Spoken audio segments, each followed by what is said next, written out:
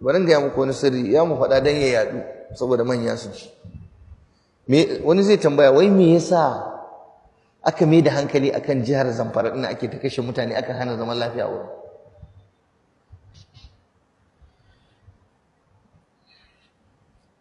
Wato akwai wasu ne daga cikin manyan ƙasar nan, lokacin faɗin sunan su bai yi ba amma na san su, manya ne kuma 'yan arewa ne da suna da ra'ayi.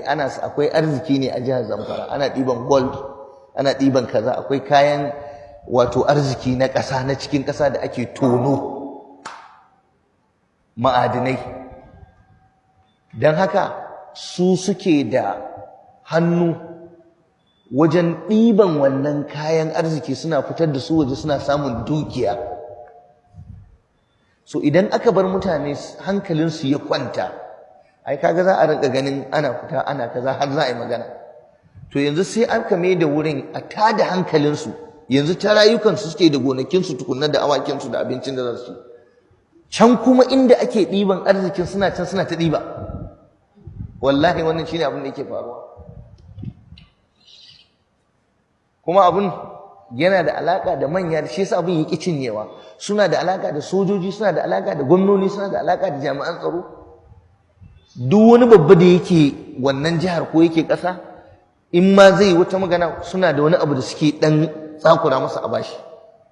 Don haka gwanda su ta kashe mutane a kasa samun zaman lafiya, su ta ɗiban arzikinsu. Yanzu kamar rikicin da aka yi ta a Borno, Sambisa da waye-waye, ai fetur ne a wurin, akwai mai ne, akwai arziki ne a wurin. So in aka bari hankali ya kwanta ba a yi ta faɗace-faɗacen nan ba, to ai hankali zai koma a ce to gwamnati ta je ta fara ɗiban wannan arziki don mutane su amfana. Duk abin da kuka ga ana yi a ƙasar nan na zubar da jini da kashe mutane, wallahi akwai hannun musulmi 'yan arewa, manyan ƙasar nan akwai hannunsu a ciki. Kurin munafurci ne ake ba a faɗa. Yanzu da ka zo ka tara kayi kaza, sai ka an turo security a kira ka, me za a yi wannan bayani, ya za a yi a kaza, shikenan ba sa so a faɗa, ba sa so a faɗa. Amma a matsayin ku na 'yan ƙasa, wallahi wajibi ko za su kashe mu gwanda mu gaya muku, wannan shine haƙiƙanin abin da yake faruwa kurin. Kuma shi shugaban ƙasar da muke gani wallahi ya san wannan abun, amma wallahi ya fi ƙarfinsa, sai dai da taimakon wasu. Yanzu in ya tura sojojin ko ya tura 'yan sandan ko ya tura wani abu, to ai akwai masu ba su umarni. Su ma manyan sojojin ba suna da interest na samun kuɗi ba? Suna da shi. To harka ce ta tsiya. Me zan samu kuɗin? Ɗan Najeriya ya yadda a ta kashe ɗan uwansa inda zai samu arziki. So wallahi malam akwai son zuciya ne, kar ku yi mamaki ku ga wai abin nan yaƙi ci yaƙi cinyawa, wallahi akwai son zuciya ne, wallahi. Yanzu malam Ahmad Suleiman yake gaya mana, da suka sako shi dinnan muna magana shi, yace wallahi malam lokacin da aka zo za a dauke ni, yaran nan da suke kullun masu cewa za su harbe ni, za su harbe mu, a cikin su akwai wanda suka fashe da kuka, malam dan Allah ka mana addu'a, mun gaji da wannan kashe-kashe, ya kamata a zo a yi sulhu da mu. Sulhu, suna neman a yi sulhu da su.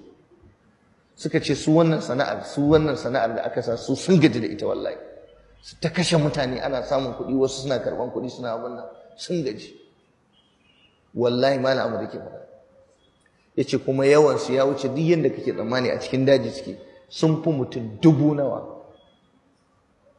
yace kuma bindigogin da suke hannunsu ya fi bindigogin gwamnatin kyau da sabunta. Sababbin bindigogi ne na zamani ake ba su.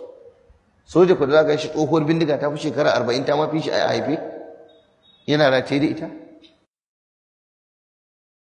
Shi wannan ɗan Zamfaran yake faɗa, yace wallahi kamar yadda aka yace wallahi da helicopter a ƙauyukan muna gani, cikin dare za a zo mala ana sauke musu makamai da helicopter. So akwai hannun mutane manya a ciki. In za ku yi addu'a, ba wai su kaɗai masu kama mutanen ba, wallahi har manyan da suke da ra'ayi akan wannan abu, su ma sai an yi addu'a akan su. Ƙarshen zancen akar makalla, me za a samu ne na duniya kurin.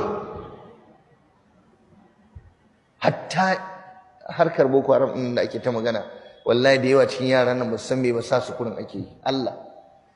Kuma akwai hannun ƙasashen waje. Kun ga ƙasar Faransa, tsinanniyar ƙasa kenan, mugaye ne, ba su da mutunci. Yanzu ko kwanan nan cikin waɗanda aka kama 'yan Boko Haram ɗin akwai 'yan Faransa, akwai 'yan ina ne, akwai 'yan ina ne. ko cikin waɗannan 'yan kidnapper ɗin akwai 'yan Libya, akwai 'yan ina ne, gayya ne ake yi. An mai da abin kasuwanci kurin. So muna cikin musiba sai dai mu yi addu'a. Kuma ba wanda ya kubuta. Har ka ce wai akwai wani wanda ya kubuta. Kowaye kai za su iya zuwa su naɗe ka su tafi da kai, kowaye kai. In ka ga ba su kama mutum ba kurin, to Allah ne ya kiyaye. Lokacin da mutane suka yi gaskiya, suka sa son zuciya, suka ce duniya ce a gabansu, to za su ga bakin ciki kuwa. Gashi nan, yanzu baka isa ka je Katsina ba, Zamfara, kowa tsoro yake, ba abin hanya, da rana za a tsare ka a kame ka. Wasu tsinannu kurin suna samun kuɗi da abu. Taskun bakin cikin ƙasar nan, wallahi hawan jini sai kama kai kashe ka wallahi. Daga wancan sai wannan, daga wancan sai wannan. والله